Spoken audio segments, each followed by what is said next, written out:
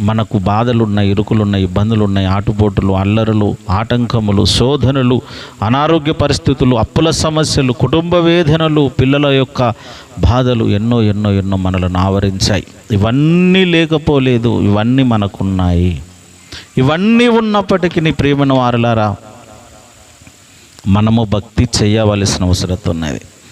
భక్తి చేయకుండా మనకు జీవితంలో ఒక దినము గడిచిపోవడము గగనంగా మారాలి. క్రీస్తు యొక్క స్వరూపము నీ యందు ఏర్పడాలి. అది సత్య ప్రవర్తన.